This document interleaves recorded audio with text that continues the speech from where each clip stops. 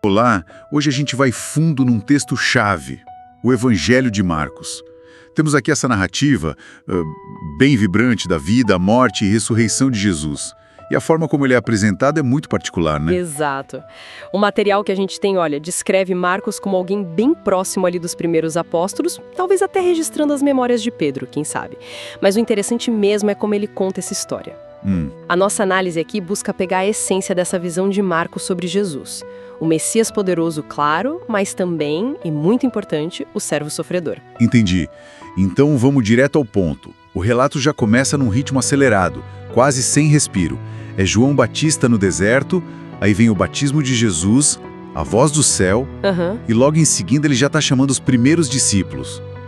Parece que Marcos tem uma certa pressa, né? Quer mostrar Jesus agindo logo. Precisamente, aquela palavra imediatamente, iuthos em grego, aparece o tempo todo, é impressionante.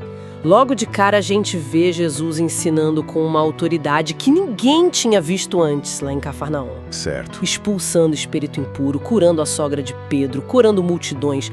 Marcos estabelece muito rápido esse poder de Jesus sobre a doença, sobre os demônios. Não são só milagres soltos, sabe? Eles formam um padrão que revela quem ele é. E essa demonstração de poder, claro, gera reações na hora. Tanto admiração quanto conflito, né? Exatamente. Os confrontos com as autoridades religiosas sobre perdão dos pecados, o sábado, com quem Jesus andava, isso começa bem cedo no relato. Como é que Marcos usa esses conflitos na narrativa? Olha, esses conflitos são cruciais. Eles vão mostrando a oposição crescendo, até chegar na cruz, né? Marcos intercala os milagres com essas controvérsias. Ele vai construindo a tensão. Até mesmo as parábolas, tipo a do semeador, são colocadas num contexto onde, bom, nem todo mundo está entendendo a mensagem do reino.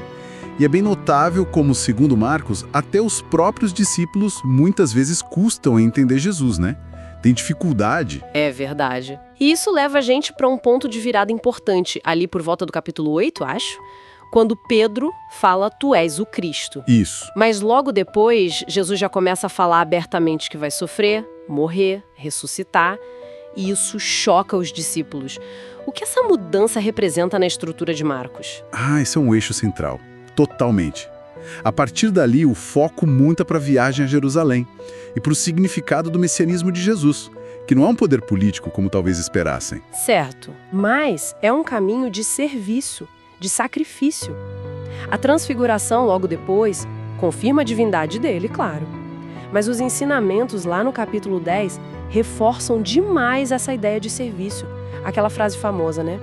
Não veio para ser servido, mas para servir e dar a vida. Marcos 10:45, né? Marcante. Exato. E aí, chegando em Jerusalém, a tensão explode de vez. A entrada triunfal, a purificação do templo, são atos que desafiam as autoridades na cara dura. Sim. E aí vem os debates intensos, as parábolas de julgamento.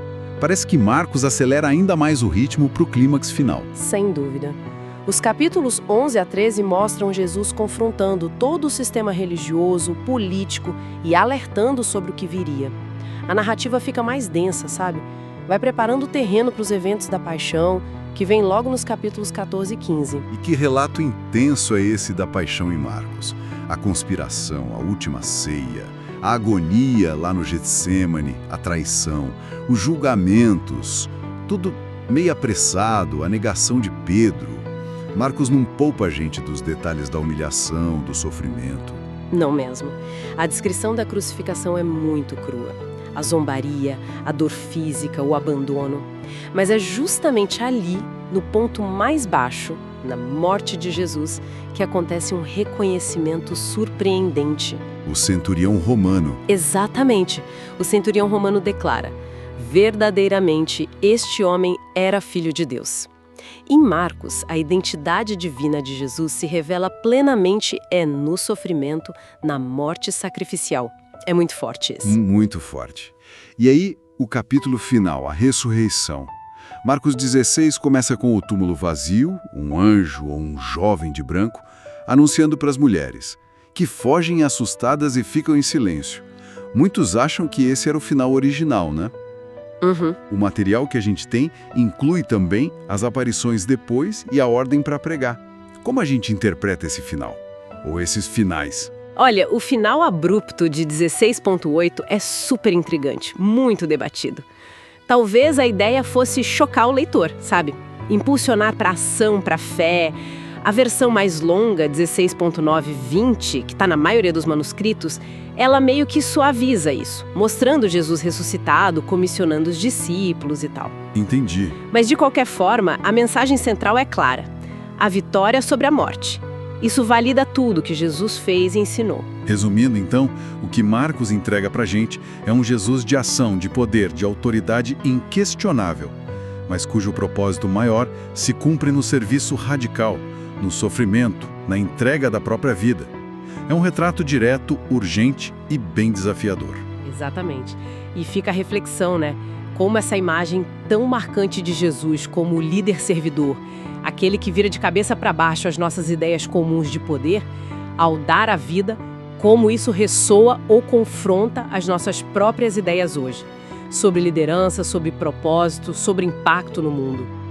O que essa narrativa, com quase 2000 anos, ainda tem para dizer pra gente sobre tudo isso.